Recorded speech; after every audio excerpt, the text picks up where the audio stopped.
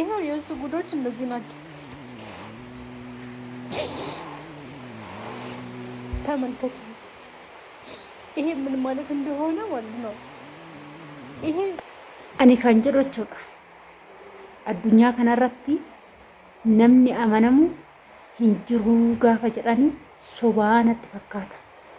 Garuu immoo hubiyyeetoo dhiisiin booyi. Dhugaa haalli sirra gahe gochi abbaa manaa keetii sirra gahe baay'ee ulfaatus ati immoo obsiitii maaliif akka inni waan kana si dhossee obsaan gaafadhu. Egaa shamaa harka fuunee kabajamtootaa fi daawwattootaa hordoftoota keenya nageenyi koo kan jaalalaa fi kabajaa bakkaa fi lafa argansiniif haa baay'atu. Anis obboleettiin keessan bakkaa fi lafa jirutti waaqayyoof galannaa ga'u nagaa fayyaa kooti. Egaa kan wajjin jirtan ana waleetu bedha jechuudha. Viidiyoon irra qabadhee isinii dhufe shamarran gola madaamii hundi keessanuu jechuudha. Bakka jirtanii gochi hubiyyeerra ga'ee anas irras ga'uu danda'a. Keessattuu ijoolleen hin heerumne biyya arabaa teechanii jaalallee qabattanii amma asii galeen isatti heeruma jettan nama san marammartanii jirtu. Akkasumas shamarran keenya ka hiriira nagaa ba'uu qabna. Hiriira nagaa maaliif jennaan warri dhiirotaa jechuudha osuma fuudhanii qabanii nu mana teechisanitti iddoo hojii tan deema, iddoo akkasii tan deema, iddoo akkanaa tan deema jechaatti isaan nu duuba waan biraa hojjetu jechuudha. Kanaaf jechuudha dirqama hiriira nagaa ba'uu qabna. Dhugaan sinitti hima jechuudha hiriira nagaa. Maaliif hojjettanii amma hintee ijoollee tana warri beektan jechuudha. Ani yuutuubii isaanii baay'een hordofaa jechuudha. Keessattuu yeroo duraafaa jechuudha. Hubiyyee nama biyya arabaa hojjetteedha.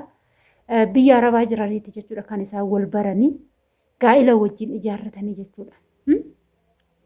Haa ta'uti garuu gaa'ila waggaa dheeraas wajjin oofanii ilmoos wajjin godhatanii waa baay'eedha. Garuu har'a immoo icciitii hanga har'aatti himamuu hin dandeenye. Ani dura hin amanne gizee ishiin dubbattu san hin amanne har'a garuu gaafa suuraa garana fiddee suuraadhaan agarsiistu narrifadhe jechuudha. Isinoo maal jettu? Abbaa asii galtanii itti heerumtanii keessattuu wajjin turtanii icciitii dhokatee icciitii awwaallame tokko gaafa dhageessanii icciitii dhokatee icciitii awwaallame tokko gaafa dhageessanii maaltu isinitti dhagahama? Dhugaan isinitti himaa wanta fedhes yoo ta'e abbaa manaa ofii jechuun qaama ofiiti, haadha manaa ofii jechuun qaama ofiiti. Jarri lachuu tokko icciitii jarri lachuu icciitii walitti hin himne taanan wal dhossan taanaan jiruun taatu. Asumaan shamarran biyya arabaa hojjettanii gaafa galtan inni tokko yookaan isa tokko jaalattanii itti heerumuu gaafa qophooftan duuba nama sanii sirriitti qoradhaa. Namni bara kanaa hin dallaala. Maatiinis ni dallaala. Ni dhossaaf ilma isaaniiti. Sababiin isaa dhossaniiti bar booda kaa ishii itti heerumsiisu. Saniin booda yoo dhageeches ergatti heerumte maal fiddii kan jedhu tokkotu jira jechuudha. Hin gowwoominaa akkasitti. Dhugaan isinitti hima shamarran keenya hin gowwoominaa. Maaliif finne? Hin finna malee. Waa baay'ee fiduu dandeenya malee. Wanta baay'ees mul'isuu dandeenya malee. Hiriira nagaa ba'annee nuti biyya ormaatitti hojjennee gadadoo biyya ormaa, siqaayii biyya ormaa, gubata biyya ormaa argine har'aa gaafa inni immoo kan biraa fuudhee gaafa dhageessu hamileen ishee haa cabu, moraaliin ishee haa cabu, yookaan akka sammuu haa taatu, yookaan waa haa taatuudhaan kun dhugaan isinitti hima. Kanaaf shamarri hundumtuu keessattuu ijoolleen biyya arabaa hojjettan waan kana balaleeffadhaa isiniin jedha. Asumarraan dhaamsinan isinii qabu jechuudha. Gola madaamii teechee ni hojjetta yoo ta'e abbaa manaa yookaan immoo heerumtee yoo biyyaa ba'uu baatte ollaaniidhaan nama tokko bartee hiriyyaa hin godhatin. Maaliif jedhu heeruma yoo barbaadde kooggali gara biyya keetii kan maatiin kee beeku kan hawaasni kee beeku isaan wal bariiti isatti heerumta jechuudha.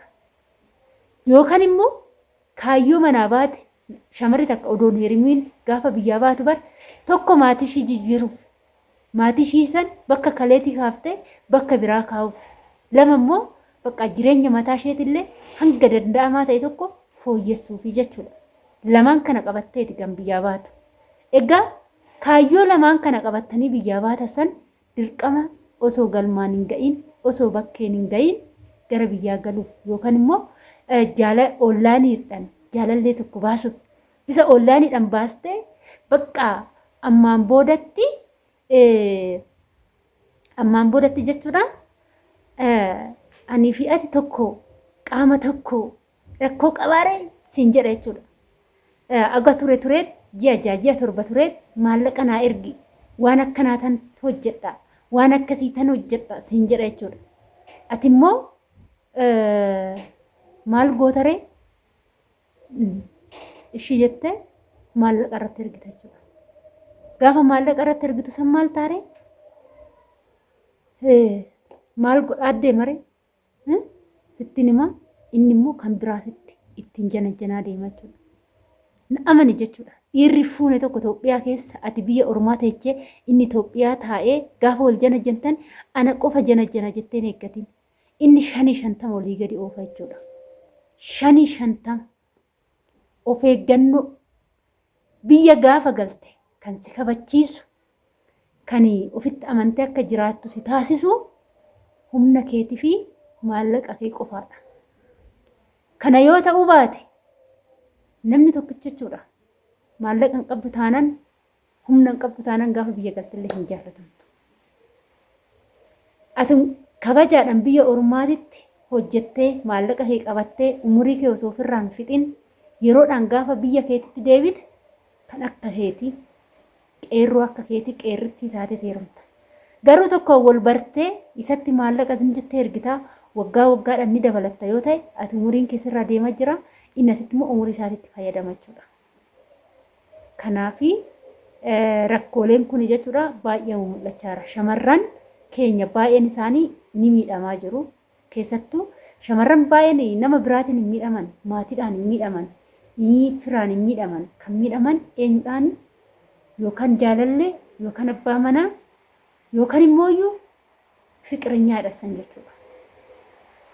Baay'ee maatiinis kan miidhu jira shamarran biyya Arabaa. Garuu irra guddina immoo hiriyyaa jedhame kan jechuudha. Hiriyyaan jedhame kun immoo baay'ee miidha jechuudha. Egaa kana fakkaata. Hubiyyeen immoo hanga ammaa wajjin teechee har'a immoo tasa sanuu kan sargiidhaan gaa'ila sargiidhaan fuudhee hanga har'aa maatiin odoo beekan firri odoo beekan osoo ittiin himin kan dhonsantu nagarrame jechuudha. Akkamta hanga har'aa beekuu dadhabe akkamta hanga har'aa dhagaamuu dadhabe kan jedhutu gaafii keessa kootti na uume jechuudha. Egaa kana fakkaataa waan wajjin turtaniif ulfaadhaa galatoomaa hanga viidiyoo biraatiin walitti deemtii turtii.